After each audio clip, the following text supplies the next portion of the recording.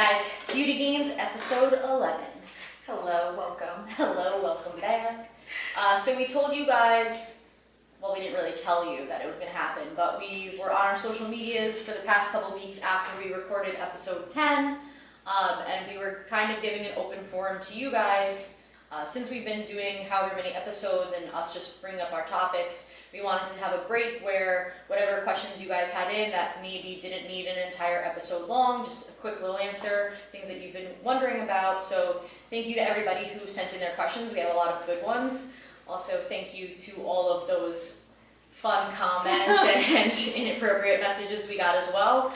Way to boost our ego up, more than likely, those will not be answered. Yeah. So sorry for that. So we're going to go back and forth. There's questions anywhere from fitness and beauty to personal life and here, so we're just going to go for it, have a mixture of them. Some of them, both of us will answer, some of them, only one of us can really answer. So here we go, guys. Courtney's going to start us off. Question number 1. So I got a lot of questions about facials and all of that stuff. So the first question was, what is the purpose of hyaluronic acid serums? So hyaluronic acid is used to hydrate your skin. It's used to push water into your skin. A lot of serums have it already into it. I get mine from where I get my facials. I go to Hand and Stone, Pompton Lakes, or Clifton. Shout out to Victoria, my esthetician. Oh, that rhymed. Ish. I didn't think rhyming, but I don't know. Well then, okay, anyway. Starting off, question 1, very good. So for anyone who has like dehydrated skin that is dull and needs like a little glow, I would say to do this twice a day. After you wash your face in the morning and before you go to bed, before you put your lotions on. So those are really good. I use them in the winter, summer. You can use it all year long. It's gonna be a good one. It's gonna be a long episode. This is gonna be a good one. But yeah, but any esthetician, if you guys go get facials and all of that, they'll recommend a good one. I'll post some good ones that I know of.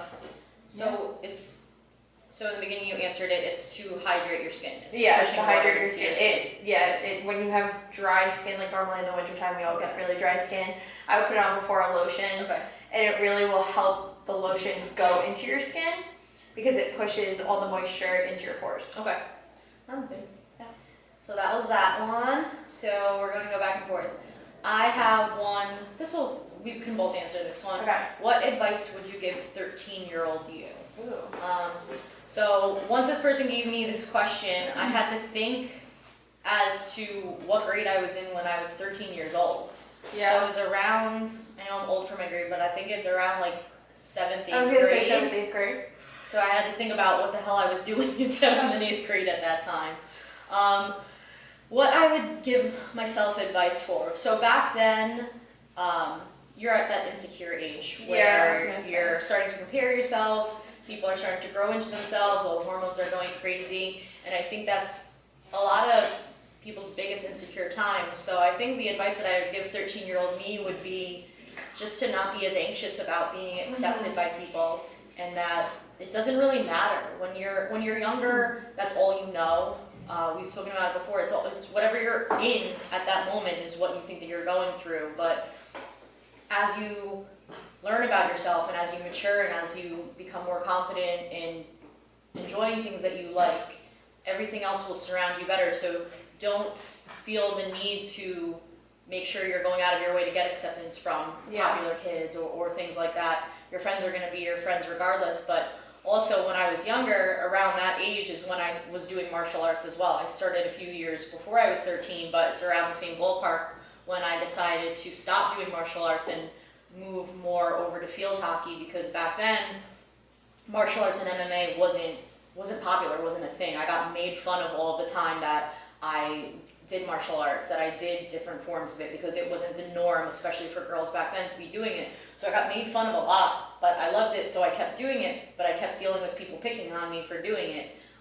So I stopped doing it and concentrated on field hockey, which was quote-unquote more of a collegiate sport that you could continue to do. Again, UFC wasn't this big thing where, while I was doing martial arts when I was little, I wasn't seeing females or people in general using their martial arts and going anywhere in life with it. So I kind of wish that I would have figured a way to stay involved in it. I'd probably be so much better at this point instead of stopping playing field hockey in high school and college.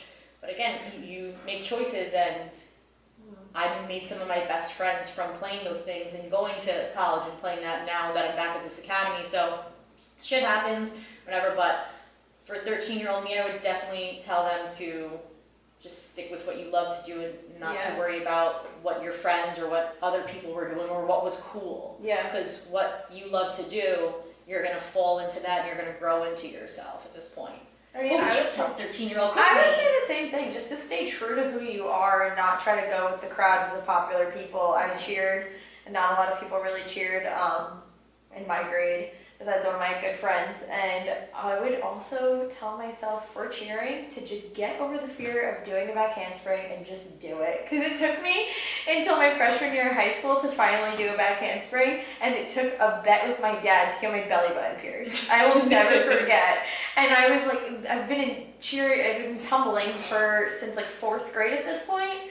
And I would learn back handsprings, whatever. I did it a couple times, and then I was just always afraid because I needed someone there. Instead of just like getting over the fear, just doing it. And I remember making a bet with my dad, like 'cause everyone was getting their belly button pierced. I want my dad. He's like, all right, do a back handspring on the front lawn. Went to tumbling that day, got my back handspring, went back home and did it. And then they put me in the routine for freshman year of high school. And my dad's like, you have been going to tumbling since 4th grade. And really, so if I go back to 13-year-old me, just getting over the fear of just like psyching myself out for many things and just doing it. But then you wouldn't have gotten to get your belly button pierced. This is true. You totally duped your dad. Which honestly, I wish I never got it done. If your dad listened to this, she duped you. When she was 13, she could do it. Sorry. She just wanted her belly pierced. Just wanted it done, right? Alright, so your turn. How often should you get facials? So I typically get a facial every 4 to 6 weeks. You don't really have to.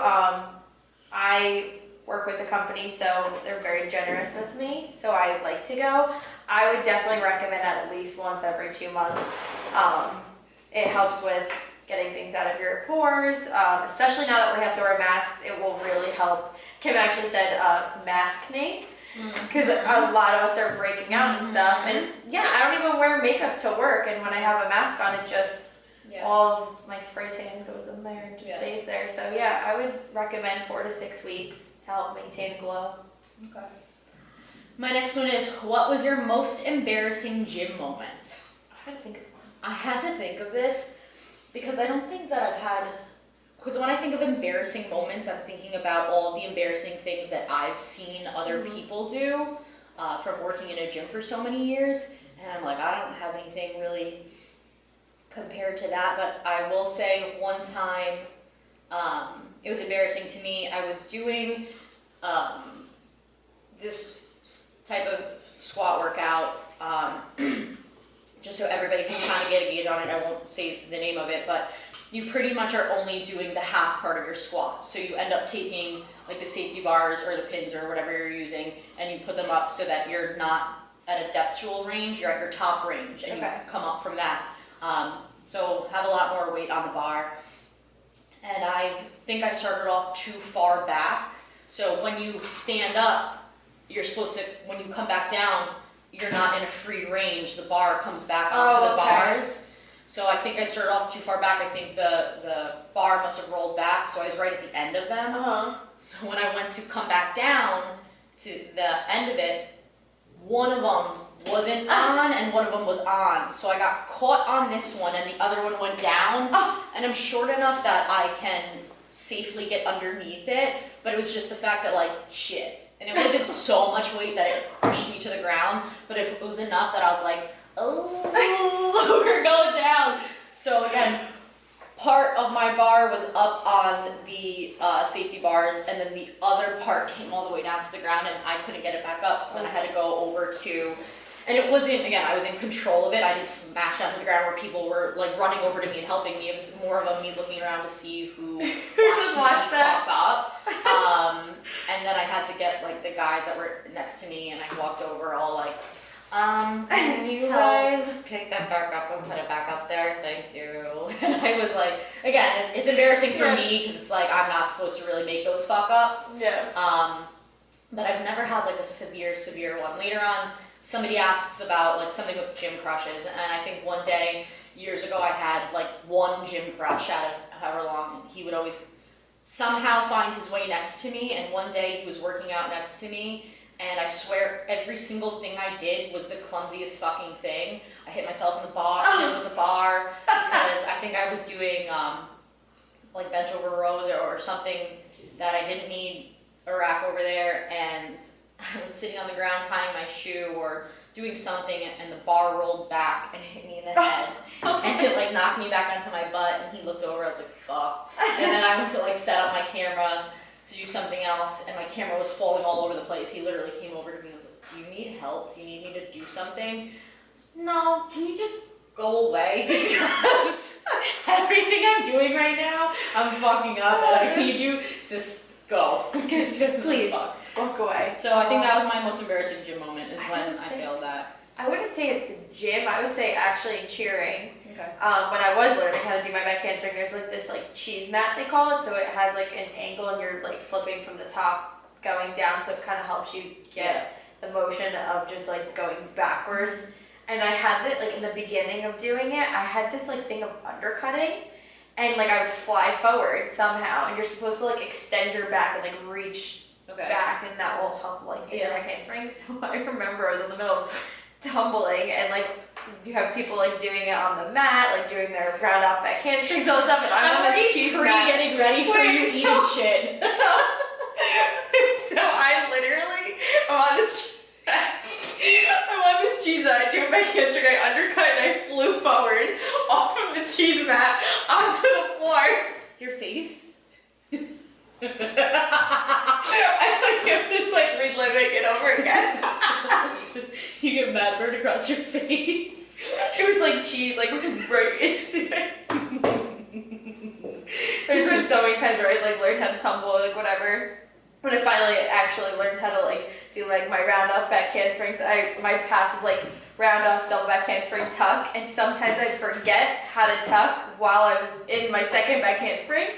So I would just go up, and I would just like fly back and just fall.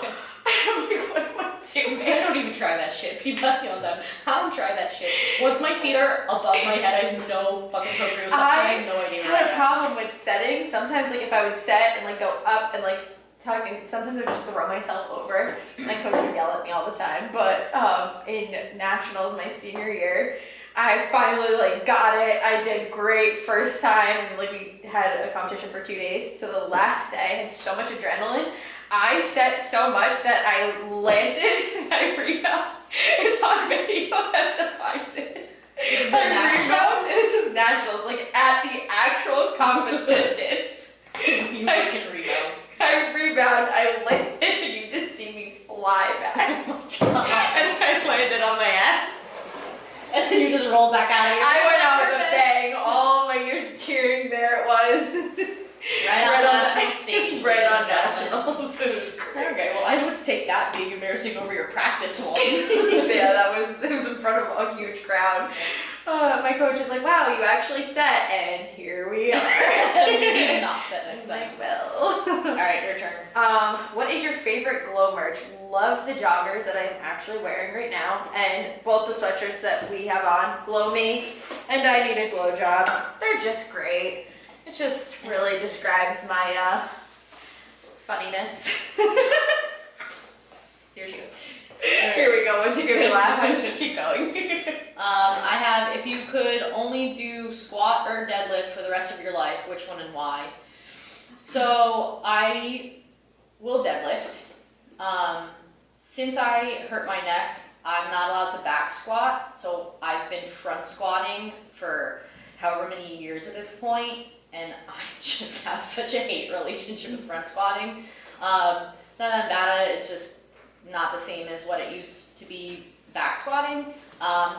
Deadlifting, for whatever reason, I just get so much enjoyment from, because it's so, like, in my head, deadlifting, at least when I'm doing it, it's just so much, not adrenaline, but it's just a lot of energy that I thrive off of with it. It's just like, all right, you have to get this off of the ground. Whereas squatting, I feel like it's just all of this gravity and pressure coming down on you, and you're just like, all right, I gotta stand back up, push this up. If I fail, then I'm just gonna sit down and it's over with. I feel like deadlifting to me puts me in a different mindset where I'm just like constantly training for it, especially since I was so close to 300 however many years ago, and now I can do it again. I'm like determined to be able to lift what I used to lift. So I think that, especially right now in my life, deadlifting is way more important in my program than squatting is. And a lot of it just stems from coming back from that injury for a while, not being able to do it. So now anytime I get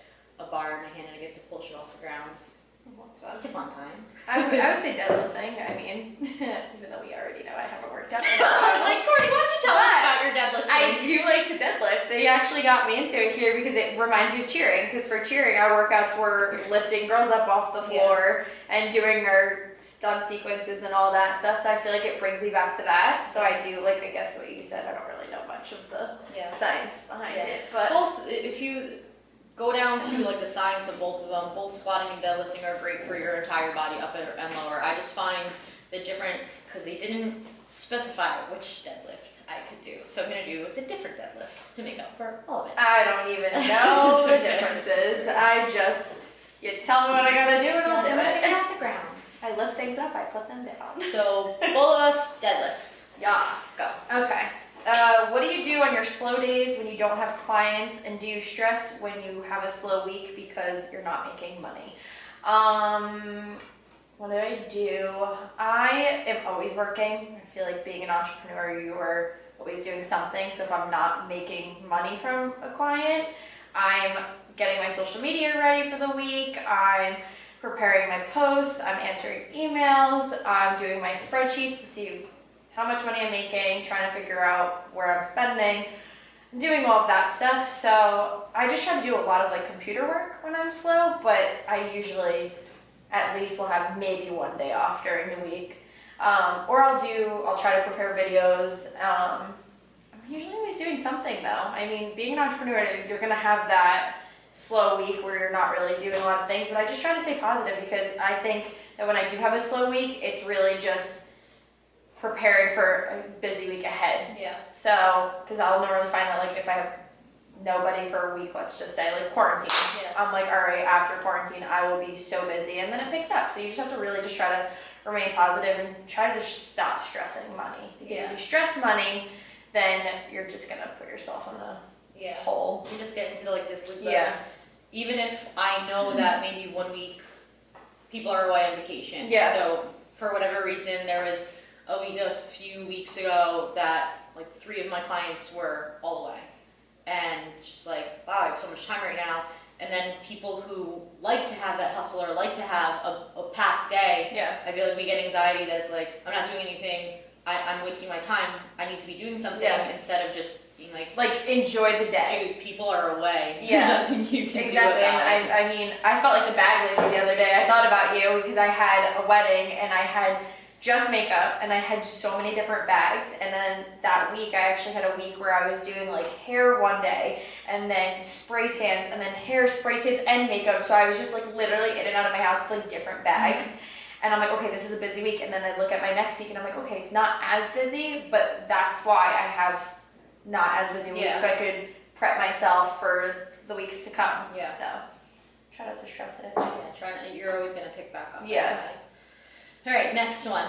Would you rather a guy, so this is 2 parts to this. Would you rather a guy who always skips leg day or doesn't work out at all? And then second piece to it was, could you even date a guy who doesn't work out at all? So we've spoken about in other episodes my views on guys who skip leg day. If I have bigger legs than you, which I don't even have that impressive of legs right now, this is an issue. If I can fit into your pants, or your pants are snug on me, it's a issue. It's a problem. It's a problem. But the question of would rather skips leg day or doesn't work out at all, I guess would you rather skip leg day than nothing at all? Because I need you to do something. So over to the, could you date a guy who doesn't work out at all? I tried it once, and I thought it was alright because, again, this is where people who you meet kind of spew their truth as to, oh, I was working out and then like this or this happened, so whatever. Anytime I hear somebody say, oh, well, I was working out for a while and this or this happened, something like clicks in my head now where I'm like, you don't work out. You are somehow just moseying around the fact that you don't, and just say it. Yeah. So I'd rather you tell me that you don't work out and I can make my decision then, rather than you trying to tell me, yeah, I work out, and then I realize after however long that we're going out that you have not been to the gym in however long. Yeah. So it's not so much, we've spoken about it, it's not so much that I need somebody with a ripped up physique, but I need somebody who has that motivation to want to keep themselves healthy and who is motivated to do something. So if you're staying active, you're a rock climber, or you do something, just have some sort of fitness in your life. Yeah. You don't have to be a bodybuilder, you don't have to be a power lifter. Yeah, is that attractive to me? Sure, because that's the style that I go more towards myself as training. But if you're active and you're staying healthy and you have a routine where you're motivated by something and you're taking care of yourself and you understand that being fit is part of your life and part of staying healthy in the long run, and not just, oh, I don't like to work out, oh, all those bros in the gym, and you're just like pushing it aside and being defensive about why you don't like to work out. It's literally my entire life. So no, I don't need somebody who's as involved in fitness as I am, because we spoke last episode that sometimes when there's both of us are so invested in fitness, that's all we're talking about, which is great to motivate each other in that aspect of life. But I need somebody who can talk to me about more than just fitness. Yeah. I would say I definitely want someone to work out because I need a push. Yeah. So I need someone to be like, let's go work out together. Yeah. Otherwise, if I was with someone who doesn't work out, then I would get into a routine of like, oh, I'm just going to make an excuse every day of not working out. Right. I was talking to my friend about this the other day, about how some people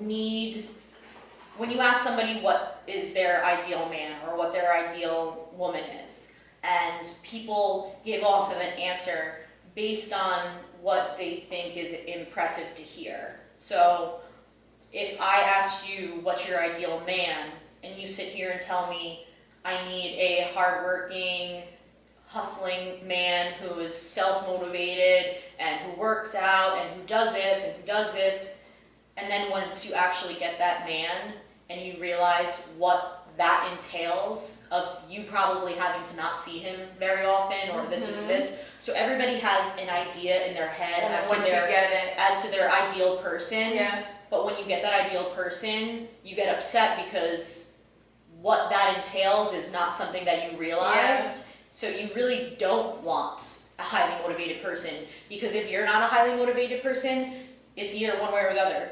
You either thrive off of the fact that they're motivated, so it kicks you in the ass, or if you're not a motivated person, you start dating a highly motivated person, you start feeling bad about yourself, or you start getting annoyed because all you want to do is sit around and do nothing. Meanwhile, they're like, let's get up, let's go do something. And you're like, no. Well, you said that you wanted this person, but you really don't want that person. It's so funny though too, like going off of that, I was actually just having this conversation with one of my friends earlier, when we'll get the like checklist of things that we want in a guy, it's almost like we self-sabotage. Yeah. I just want to know why we self-sabotage, because I can't figure it out why I do it, because I know I do the exact same thing. My friend, I'm like, oh my god, you meet every part of my checklist. What's wrong with you? When are you gonna turn? Yeah. Like, it's crazy. Even having a checklist, one of my friends, so people that are written down on paper, you fall into this, oh well, he's great on paper. Okay, but how is he with you? Or how is she with you?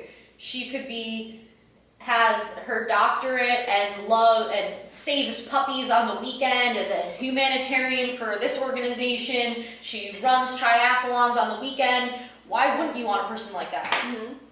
You start dating them and you're like, okay, well, she goes into her own thing, but I want an attention. So loving somebody on a piece of paper does not mean that you're actually going to like them as a partner and as a companion. Your chemistry and your personalities have to match up. Mm-hmm. Your lifestyles have to be able to coincide, because if you try to not trap but suppress a highly motivated person because you don't want to try to catch up or try to be motivated by them, they're going to be annoyed by you and you're going to be very fucking lonely and you're never going to work out.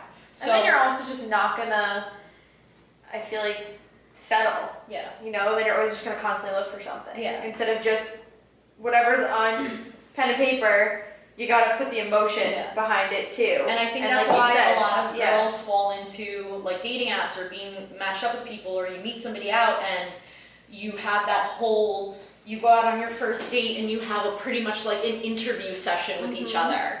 And you all spit out your best fucking things about each other. You're like, oh, well, I do this, and I like to do this, and I like to do this. And you're like, oh my God, we're getting fucking married. He's this, he's this, he's this. And then you're just like, that's it, we're getting married. And then in 2 weeks, when you can't stand each other because you actually don't mesh well, you try to force it because that list that you sat down and looked at, you're like, why don't I want to be with this guy? He has everything that I want. No, he fucking doesn't. He just has a list of things that you thought you wanted.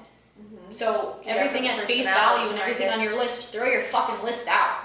Because you're missing out on somebody that you could grow with because they don't match off your checklist. And I hate when like girls are like, oh, he's like not my type of like, you know, like look wise. I'm like, we're all gonna get old. Like we're all gonna get old, wrinkly, whatever. Like you can't go off of looks. You need to go off of like personality. Like can you hang out with that person all day and not get annoyed with them? Are you, so in my head I always think, if you're gonna end up with somebody and you are so obsessed with them over something very superficial, so again, we always speak about how I love tattoos and beards and whatever. If I meet a guy and he has this great beard and I choose to date him, if one day he has to shave that shit off, what am I gonna do? Yeah. Like, I have to love like that person. Yeah, beard or no beard. Beard or no beard. Yeah. Bald or not bald. That guy with a great set of hair, think about him fucking bald. Yeah. Are you gonna stick around for that, or are you only there with him because he has a great head of hair or a great fucking beard? Yeah. So everything on your checklist, whatever. Figure out your best friend, your partner, somebody that you can stand to be around all the time. And I feel like a lot of women need to get to know them more emotionally besides jumping right into the physical. Because you need to get to know someone emotionally to make the physical good. Yeah. All right, you're up. How do you keep a tan from sweating off? Honestly, I'm not just saying this because I do my tans. My solution is the best solution I've had. And like before I even started Glow, I've tried every solution possible. I got very lucky with the ones that I use. I got it from a private distributor. I won't say it because what keeps Glow great. But I really don't have any trouble with it sweating off. I usually tell my brides before they put their white wedding dress on to put baby powder. I always tell them to get a tan 2 days prior to a big event. But you've gotten a tan from me before and you work out crazy too and sweat and it really honestly doesn't come off. Whenever I've gotten her tan before and whenever I'm in the gym, it stays on. My issue with getting a spray tan, and we've spoken about it, is when I do jujitsu, we have those gis on, and a gi is literally a fucking Brillo pad. So it's not that the sweating is what rubs it off. It's the Brillo pad. Literal Brillo pad. So if I wear like a rash guard or something, it's better. Yeah. But the baby powder thing is a good tip on. I've even had like those sweatbands on and worked out and my tan was completely fine. As long as you're not getting rubbed. Yeah. So that's what happens to me in jiu-jitsu is besides the gi, you're wrestling around with people, things are getting like rubbed and grabbed and whatever, and that's the only time. And not all of it rubs off. That's why sometimes I get like spots that rub off. So jiu-jitsu is the demise of a lot of things for me, but I still love it so much. Okay. What's your favorite cheat meal and or cheat day foods? So just based on that question, there is no such thing as a cheat day. Stop cheating for an entire day. Every day's a cheat day for me, honestly. I feel like shit. But people talk about cheat meals and things like that. I was having this discussion with my roommate, Emily, who's also one of my clients here, and she does her cheat meals. It's not so much that you should jump off the deep end, and if you want to, fine, but a cheat meal shouldn't just be, oh, I'm going all crazy and things like that. It's just adding something that you're not currently eating into it, whether it's extra fruit or it's something sweet that you, but besides all of the the technical things about cheat meals and cheat days, because this is just a very specific question. Fucking donuts. I could think here about foods. I'm such a sweet person. I could sit here and say, I would love a chicken parm hero. I was gonna say love chicken that parm shit. vodka sauce. Oh my god. Penne vodka, chicken parm hero, but donuts are my thing. So if you give me a box of 12 donuts, I put the entire thing down. Krispy Kreme or Dunkin' Donuts? I actually have never had Krispy Kreme. So my favorite, favorite donuts, I posted it on the other day when I had that shirt. It says, "Bring me donuts, not flowers." So I'm gonna get you tips Krispy Kreme donuts. So it's just Dunkin' Donuts plain glazed donuts, strawberry frosted, or a French curler. I'll put down an entire fucking box of them. At my other gym that I worked at, we had a staff meeting once, and me and my one coworker went up. We had a Dunkin' in the plaza. So we went up, and we went to get one each. We're like, oh, let's just get a box of 12 for everybody. Mm-hmm.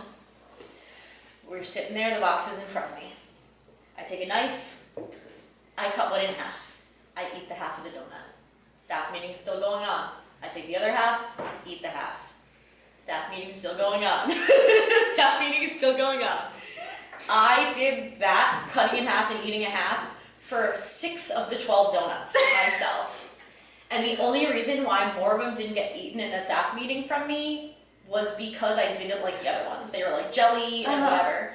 But I will put down an entire bags. Apple cider donuts? So good. So good. When they're fresh and they're still hot from being made.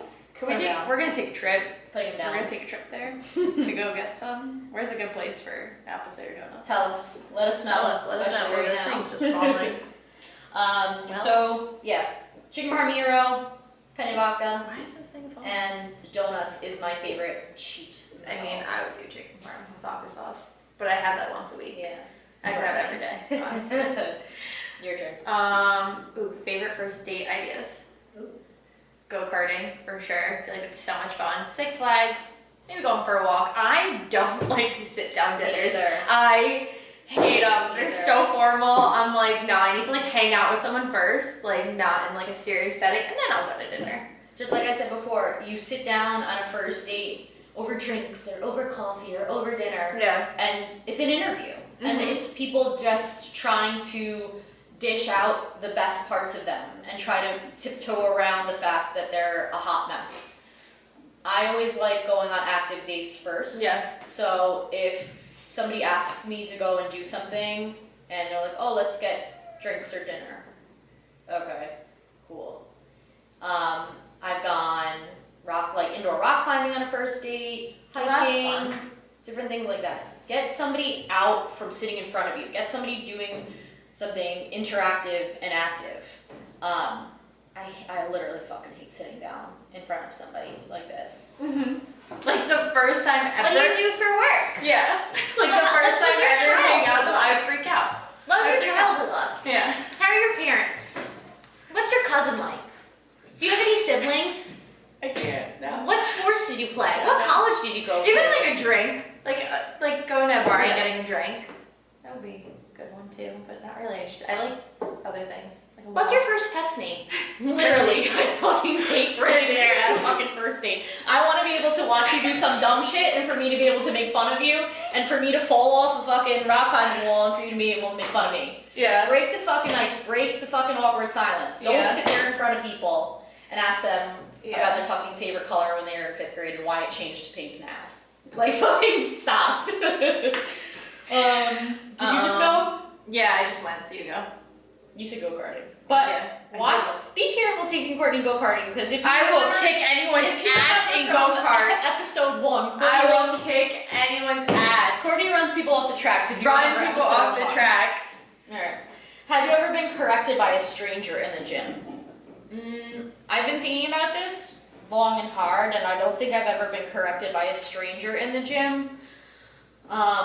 I'll have people come up to me and ask me what I'm doing or what exercise I'm doing or things like that.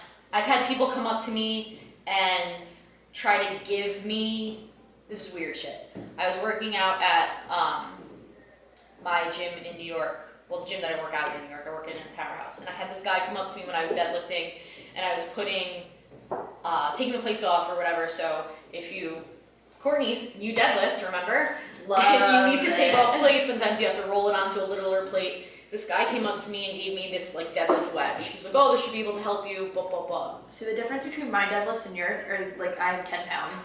So yeah. When you have to take off the plates, instead of picking them up and pulling them off, you roll them on, it's easier to get off the ground. This guy came up to me and gave me a wedge, told me I could keep that wedge because he had other ones. See, when you say wedge, I think wedgie. No, he didn't give me a wedgie. I'm like, ooh. He would have fucking died if he tried to give me a wedgie. But no, I've never been corrected by a stranger in the gym. I have no idea. If I get corrected or cued or anything like that, it's from people that I know. People don't, yeah, that's about it.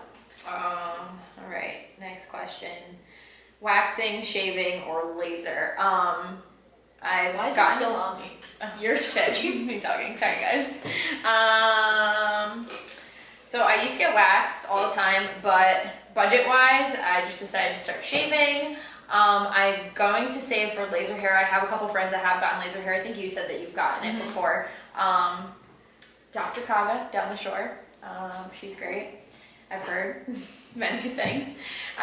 So the difference is waxing will pull the follicle out of the pore. Yeah. So your hair will grow back less and less the more you go. Shaving, you're just cutting off the surface layer. Waxing, you really need to make sure that you're taking care of it afterwards, like exfoliating and all that. Otherwise you get ingrowns, and a lot of people are prone to ingrowns because if you've shaved for so long, it'll pretty much just kind of like build up, and instead of going through the skin, it just gets caught underneath. So you need to, so you need to exfoliate and then like kind of like pluck it out. So yeah, shaving, I mean, it's quick, but your hair will grow back kind of thicker, but you're just, like I said, you're taking off the top.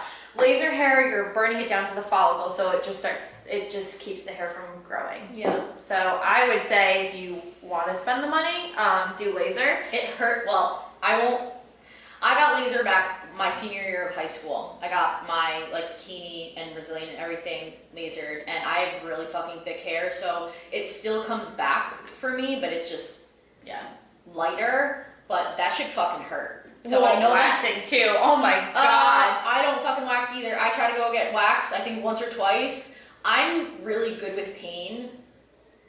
All the shit that I've been through, I hate that type of pain. That ripping away. I think I just have PTSD and I'm like, I'm sweating right now. Yeah, I'm just gonna shave because every time I'd have to go get waxed, I'm like, no. Like, I would like go off of the table. I'm like, oh my god. Like, it's awful. And then like at the end, they'll do like a slow one and you're just like, you're literally ripping my soul out right now. I'm getting so anxiety that like I'm going to an appointment and I'm not, and I'm like sweating right now. I don't give a shit. All the fucking women that go and get waxed, you guys are tougher than me because I hate that shit. I know. I'd rather just do laser and then it hurts for a little bit and then you kind of like get over it. Because it's like now they have like a lot of like cold. I know. Cold lasers. Do you see my posture right now? Thinking of that. Right, just like look at she's cringing. I like it. Okay, we're back. All right. So I'll go off of a question kind of based off of that one. It's not truly based off it, but somebody asked me how I take care of my skin based off of the fact of doing jiu-jitsu and being in the gym all the time from sweating and everything. So my biggest advice for people who do jiu-jitsu, who are in the gym all the time, if you are very acne, like breakout prone from it, I know that my skin, once I am doing jiu-jitsu consistently for a while, I don't know if my skin gets used to it or what it is, but it's in the beginning when I get back to it, my skin will break out a lot and then it'll kind of get used to it. Same thing with bruising, is when I get back into it, I have bruises all the time and then my skin kind of get used to it again. The main thing to think about is that once you're off the mat or once you're out of the gym, think about the clothing that you're wearing. If you can't shower at your academy, I know not every academy has showers, most of them do at this point, but I bring in body wipes, not just like makeup remover wipes, because that's just, in my head, it's just, again, removing the makeup and everything that you have on it. I have witch hazel wipes or like disinfectant wipes. So if you can at least get like the grime off of you before you leave, because if you think about it, all the bacteria from other people and the mat and all of your clothing and sweat and whatever is all over you. If you go to change or if you have tight clothing on, it's blocking in your hair follicles and all of the stuff that's on you, and it's keeping it onto you. So if you at least have a body wipe before you shower, so sometimes if I don't want to lug around all of my shower shit and just add another bag to my day, I'll have these disinfectant wipes or witch hazel wipes, which will help clear out the pores.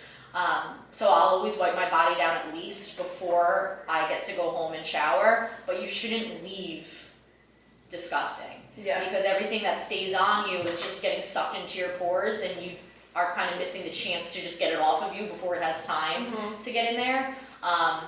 So yeah, that's my biggest recommendation on it. Anytime you're wearing, so how I said it's kind of based off of it, same thing with shaving. If you're gonna shave, I always find that when I shave and I have to go and train, if my pores are open or if my pores don't have the hair like immediately through it, then that's where I get a lot of razor burn or like all the breakouts and shit like that, is because again, you have that friction and you're also wearing tight things underneath that's keeping everything in there. So having that tight, suffocating clothing on, because I'm in workout clothes or I'm in jiu-jitsu clothes all the time. So I always have this tight compressive clothing on that doesn't allow my skin to breathe and allow my pores to kind of let everything out. So I always find that making sure that I at least wipe everything off kind of saves me from having those breakouts all the time.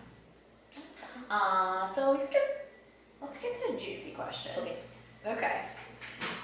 This is one I got that someone wanted advice. So, how do you get over a guy you've previously dated for a while, one that you still go to confide in? So, first, every girl needs to read the book, Why Men Love Bitches. Oh. This book, I think I've talked about this before. Maybe. This book is a game changer. Not saying that girls have to be bitches, but it's just more so just to get your independency. And I feel like every woman needs to be independent in order to be in a relationship. But I will give a little advice off of something I've gone through. Me and one of my exes, we maintained a friendship after we broke up, and I had a rough year after we broke up, so I kind of kept going to him, kept talking to him about everything that I went through, and then I started to realize, like, we're done, we're broken up. Why am I going to constantly keep putting my burdens on him when he really doesn't have to be there for me? And I respect him for being there for me and being a friend, but it also essentially keeps that codependency there, where you're just constantly going to them, and it's almost like you're just looking for validation of how you should live your life, when really you have so many friends or family or other people that you could really go to. So I learned from myself that I really went to him just to kind of still keep him around in some sort of way. And then I started to realize, like, I don't need him to help me get through what I was going through. I really just need myself. And then I would stop going to him. And then it really helped me and him actually build the friendship after we broke up, because I stopped going to him for negative things, I guess you could say. Yeah. Because at the end of the day, I had so many other people around me. And really, at the end of the day, I just found independence with myself to deal with my problems on my own. So then I maintained a friendship with him, and I also feel like the more you do that, you're not really helping yourself move on. Right. Because then the next relationship you get in, the next boyfriend you get in, and you're going to constantly tell him, like, oh, I go to my ex for a really dark time in my life. When really you should be going to yourself, figuring out yourself, and then confiding in maybe when you do date somebody else, you could talk to them about it. Yeah. But constantly going back, you're just going back to something that is gone, and you really shouldn't. Yeah, I think that person's questions answered herself in her own question. And she also DM'd me too, and she was talking to me. She's like, we still have the same friend group, and that's great. I have the same friend group as my ex, and when we run into each other, hi, how are you? How's your family? How's this? Yeah. We're fine. But to constantly go back and revisit, you're not only revisiting your past, you're revisiting the situation that you went through, and then you're constantly bringing it up, and you're really not moving on, and you're not growing. Yeah, you're not moving on from your ex because you're still confiding in them. Yeah. And it's almost to the point where when you do finally meet somebody, you're almost going to have to go through another breakup with your ex, because is your new boyfriend really going to appreciate the fact that your ex is who you go and talk to about bad things? Because then you're also going to go and talk to your ex about your relationship problems, and that's not fair either. And I think it could be, you know, you check in randomly, you don't have to go vent the entire thing of how you're feeling all over again. You could like meet him, we'll randomly check in on each other like maybe once every 2 months, like how's your family, how's this, how's that, you're good, and that's really it. And I think that's okay, but to constantly like once a week, and it starts to get to a point where it's like, I mean, I know me personally, when my friends constantly go to me about the same thing, I sometimes get a phone call from them and I'm like, I don't want to answer that because you know it's going to be a negative thing. So you don't want that. You want to be able to at least one day have a friendship with them if you want, if the breakup was okay. And then if you do run into him with being in the same group of people and being friends with them, then you guys are cool. Yeah, it just sounds like you're just holding on to your ex. Yeah, and that's with the reason. Yeah, and that's something that I feel like you gotta just get the independency to kind of deal with it on your own. Yeah. And not, it's almost like having an excuse to kind of just still have him around in hopes of being in a relationship again, but really you gotta move on. Yeah. Okay. This next question I'm gonna ask because I've never felt the need in order to address this, because I'm very comfortable with my sexual orientation, which is I'm straight. So many people ask me if I'm bisexual, if I'm a lesbian, and I don't get where it comes from, and there's nothing wrong with being a lesbian or bisexual. I have so many bi friends, I have so many gay friends, lesbian friends. Whatever the fuck you want to do is what you want to do. But people ask me constantly, or people ask other people, oh, like, is she even into guys? Is she into girls? Like, what's her deal? I try to think what I give off, and all I can come up with is the fact that I'm a fucking tomboy, I'm independent, people don't really see me dating people, and when people see that a girl isn't dating a guy, they automatically they have to be, no, I just don't want to be dating anybody. It's not the fact that I don't like guys, it's the fact that I just am choosing. She's so independent, that's why. I don't think it, but there's a lot, I've been getting a lot of this the past couple months. I got it a lot in college, and I get the whole maybe like field hockey thing, whatever. I guess it depends on where you are, what field hockey is to people. Some people will say like, oh, it's a very quote unquote dykey, excuse me, everybody who finds that offensive sport, or it's a very feminine sport, whatever. But I've been getting that a lot lately, so we'll just nip in the bud for everybody. I am straight. So there we go. Moving on from that. Another question I got, is keeping into the relationship thing. How do you deal with a cheater, and how do you know a guy is cheating on you? If you have to ask, you shouldn't be with them. That's really what it comes down to. I always promise myself that if I felt that somebody else wasn't loyal to me, or I had to question their intentions with me, they're not for me. Yeah. How do I deal with the cheater? If it's in the beginning of a relationship, they're gone. Blocked, goodbye. Any part of the relationship. Yeah, like I know, and I just feel like girls in the beginning, because I feel like I get a lot of this while being in my chair. A lot of girls will be like, oh, well, in the beginning we didn't really have a title, and he was hooking up with other girls and all this stuff. Girls give guys excuses. But it's really like, no, he cheated on you, up and leave. I actually have a friend, she gave me permission to say this, I won't say her name, but she caught her boyfriend cheating. She lived with him. She packed everything up while he was at work and left, blocked him, and that was it. And I'm like, that right there is empowerment, because you got out of a situation instead of making up an excuse for him. Yeah. But yeah, up and leave. Bye. Yeah. Bye. That's it. How do you know a guy's cheating on you? If you can't look at his phone, he's very shady, doesn't make much time for you. Yeah, there's many things. You'll know. You'll know. Listen to your gut. Yeah. Have those conversations like we spoke about in that social media and relationships. Make sure you're having a conversation. Yeah. Maybe you're just being paranoid for whatever reason. Maybe it's something that you went through prior. Maybe it's something that's going on in his life that he's a little distant. Have the conversation. Don't just jump down his throat. You're not paying attention to me. You're cheating on me. Have the conversation. If what he's saying doesn't add up, be weary of it. But after a while, shit just starts to add up. I actually was talking to someone too, and this goes back to previous episodes where someone was like, they've been liking a lot of girls' Instagram pictures, like, do you think they're cheating? Yeah. Please do not even think about that. If you have to question if if a guy is cheating on you, or you can't trust them to even have a girl that is a friend, you should not be with them. Yeah. Done. Let's go with, I'm trying to find one we haven't done much of.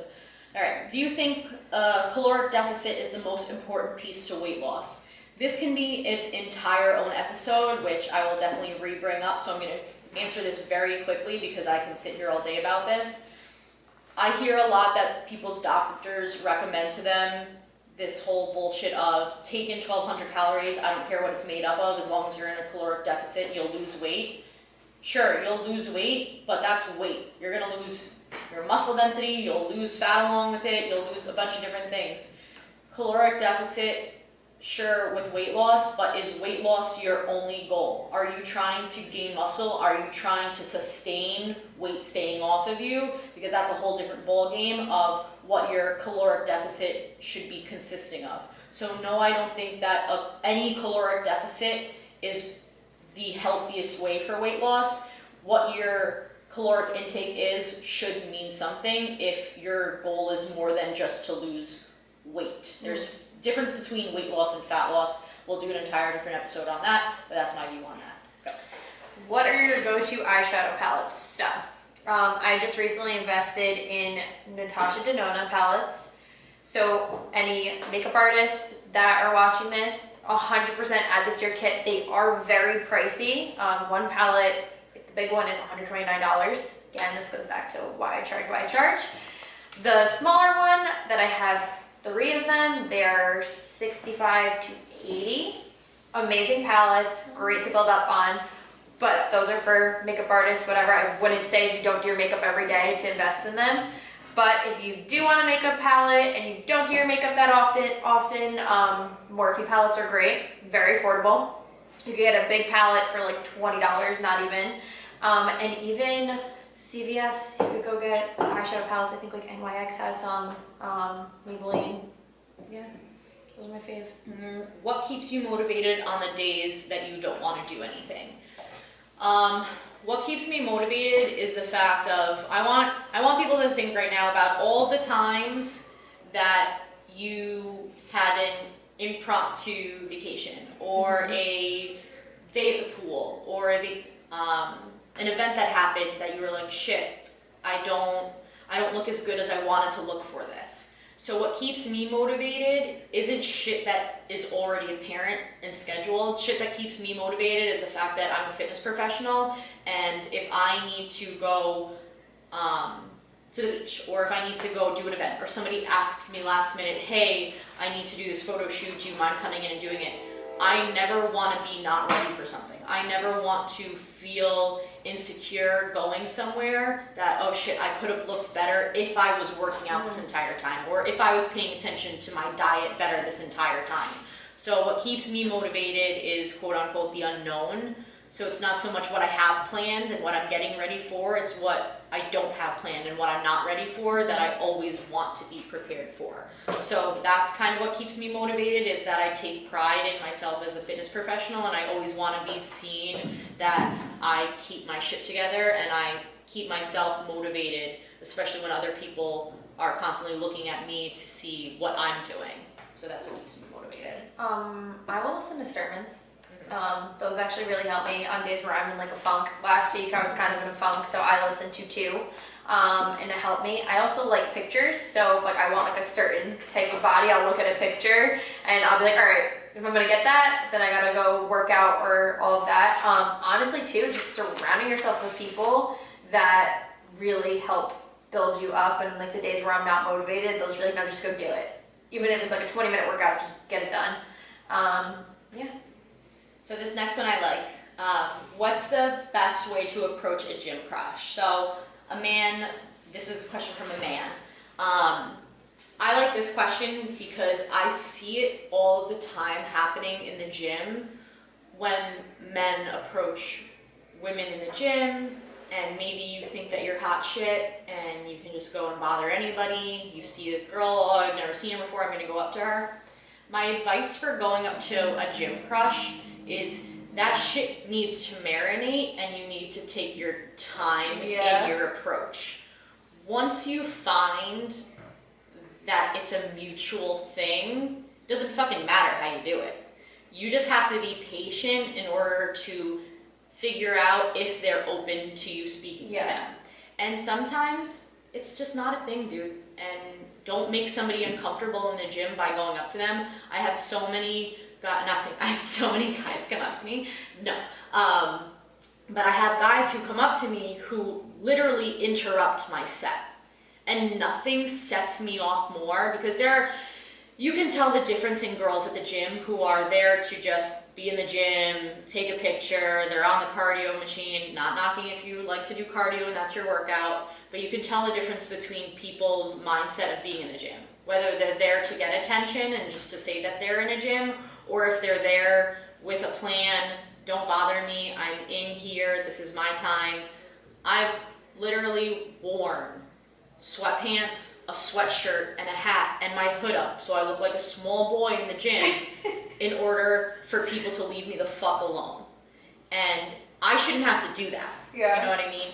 But people will come up next to me, and I can see out of the corner of my eye, if I'm standing there doing like tricep extensions, and I see somebody in my peripheral standing there while I'm in my set, do you think that I'm gonna finish my fucking set of 15? No, I'm gonna sit there and do 100 tricep extensions until you walk the fuck away from me because I see that you're waiting for me to be done.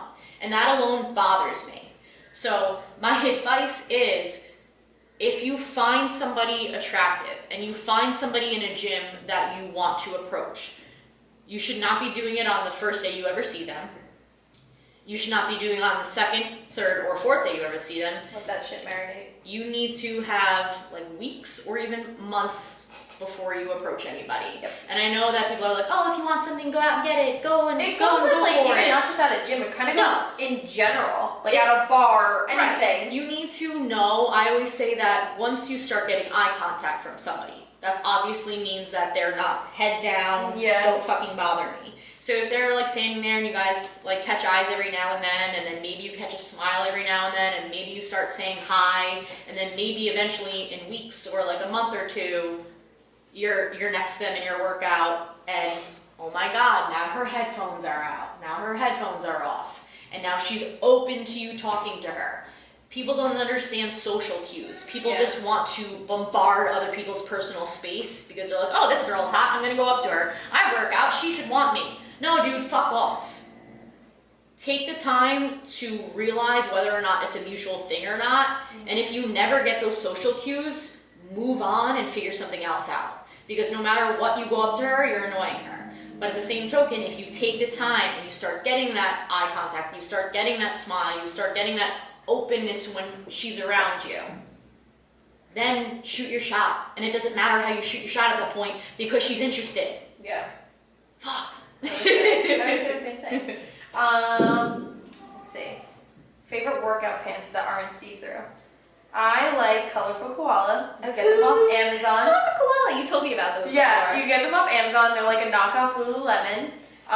They're amazing. They're like, I think $20 maybe. I don't know. I gotta double check that, but they're amazing. And I know you like your Lululemons. Yeah. So one of the ones that you gave me, where is it?